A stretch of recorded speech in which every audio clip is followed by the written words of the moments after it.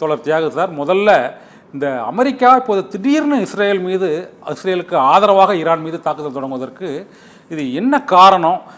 Israel தொடர்ச்சியாக இப்போது இந்த ஈரான் மற்றும் அதே காசா உள்ளிட்ட பல்வேறு நாடுகளின் மீதும் தாக்குதல் நடத்தி கொண்டிருக்கும் பொழுதும் பல்வேறு நாடுகள், உலக நாடுகள் அதை ஒதுங்கி வேடிக்கை பார்க்கும் நிலைக்கு உள்ள சூழலுக்கு என்ன காரணம் சார்?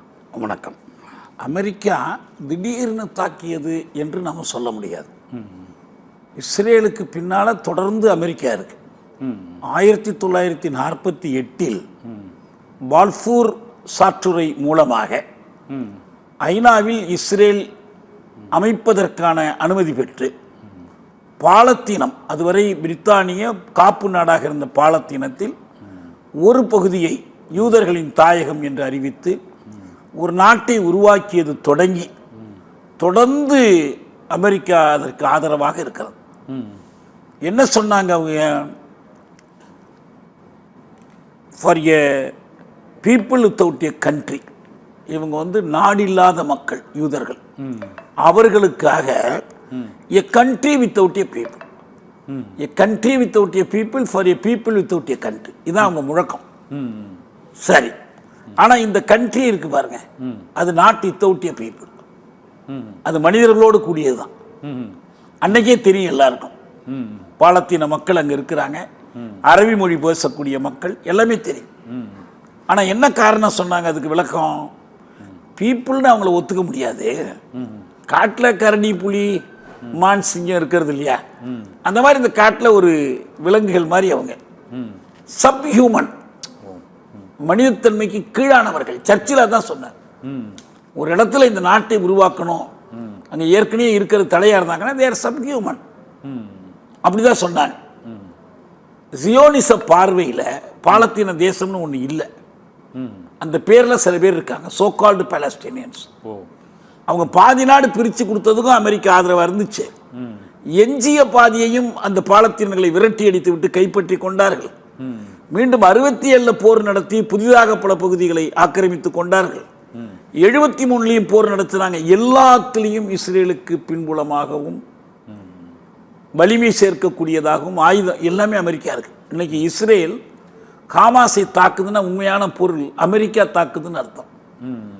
ஹமாஸை தாக்கி அழித்து அந்த காசா முனையில் இருக்கக்கூடிய மக்களுக்கு உணவு, குடிநீர், மருந்து கிடைக்காமல் செய்துன்னா அமெரிக்கா செய்துன்னு அர்த்தம். மேற்கு கரையில் குடியேற்றங்களை உருவாக்கி ஆயுதம் இல்லாத சாதாரண பாலத்தீனர்களை தாக்குகிறார்கள்னா அமெரிக்கா செய்துன்னு அர்த்தம். எல்லாத்துக்கும் என்ன, இஸ்ரேல் ஒரு சின்னஞ்சிறு நாடு, சுற்றி அரபு நாடுகள் இருக்கு. அமெரிக்காவுக்கு எண்ணெய் வளம் நிறைந்த அந்த மத்திய கிழக்கில் ஒரு அடியாள் நிறுவனம் தேவைப்படுகிறது, அதுதான் இஸ்ரேல்.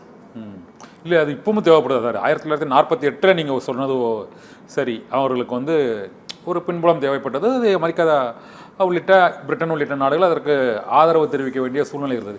இன்னைக்கு 2025 இதே போல அமெரிக்கா அந்த இடத்தில் இஸ்ரேலுக்கு இந்த அளவுக்கு ஆதரவாகவும் மற்றும் அது மற்ற நாடுகளுக்கு எதிராகவும் இருப்பதற்கான அந்த காரணம் தொடர்ச்சியாக அவங்க உலகில் தாங்கள் தான் ஒரே நம்புறாங்க. அமெரிக்கா உலகமே ஒரு துருவத்தை கொண்டிருக்குது. ஒரு காலத்தில் சோவியத் யூனியன் ஒரு துருவமும் இது ஒரு துருவமா இருந்துச்சு. அப்போ சோவியத் யூனியன் கலைந்து போனதுக்கு பிறகு நம்ம ஒற்றை துருவம். எனவே எல்லாரும் நம்ம கீழே தான். ஒரு காலத்தில் மன்ரோ டாக்டரின் ஒரு கோட்பாட்டை ஒரு அமெரிக்க அதிபர் வகுத்தார். அது லத்தீன் அமெரிக்காவுக்காக, தென் அமெரிக்காவுக்காக. தென் அமெரிக்காவில் என்ன நடந்தாலும் அது எங்களுக்கு சம்பந்தப்பட்டது, எங்களுடைய கொள்ளைப்புறம், அது எங்களுடைய பேக்யார்ட், எங்களுடைய செல்வாக்கு மண்டலம், யாரும் அங்கே எதுவும் செய்யக்கூடாது. இந்த கோட்பாட்டை இன்னைக்கு உலகு தழுவியதாக ட்ரம்ப் மாற்றி வச்சிருக்கார். உலகு தழுவிய மன்றோ கோட்பாடு தான் ட்ரம்ப் கோட்பாடு. அவர் எங்க நாட்டாம பண்ணாலும் அது கீழே போகணும். அதுக்கான முழக்கம் தான் make America great again, MAGA. Trump போட்டிருக்கிற தொப்பிலேயே எழுதியிருக்கோம், மேகான்னு எழுதியிருக்கோம். அவர் அதான் முழக்கம், அமெரிக்கா ஃபர்ஸ்ட். எல்லாத்திலையும் அவங்க நாட்டுக்குள்ள மட்டும் இல்ல, தென் அமெரிக்க, வட அமெரிக்க கண்டங்கள்ல மட்டும் இல்ல, உலகம் முழுவதிலும் அமெரிக்கா ஃபர்ஸ்ட். அது கீழே தான் பாக்கி எல்லாமே. இதுதான் ட்ரம்போட கொள்கை. மற்ற அதிபர்கள் இதே கொள்கையை இவ்வளவு தீவிரமா இல்லாம மென்மையா பேசிக்கிட்டு இதை செஞ்சாங்க. இப்ப பைடன் இஸ்ரேலுக்கு ஆதரவு கொடுக்கலையா? கொடுத்தார். ஒபாமா ஆதரவு கொடுக்கலையா? இவ்வளவு வெளிப்படையா இவ்வளவு மூர்க்காவும் கொடுக்கல. இவங்க இன்னைக்கு 2023 தொடங்கி காசா முனை மீது ஒரு பெரிய தாக்குதலை தொடுத்து 56,000 60,000 வரைக்கும் மக்கள் கொலை செய்யப்பட்டு 20 லட்சம் மக்கள் வாழக்கூடிய ஒரு நாட்டில் அவங்க இவ்வளவு பேரை கொலை செஞ்சிருக்கிறாங்க.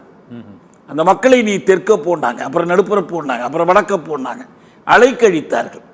என்ன சாரம்? இன்னைக்கு அமெரிக்கா இதுக்கு என்ன நியாயம் சொல்லுது? Israel has a right to self defence. Israel தன்னைத்தான் பாதுகாத்துக் கொள்வதற்கான உரிமை இருக்கிறது.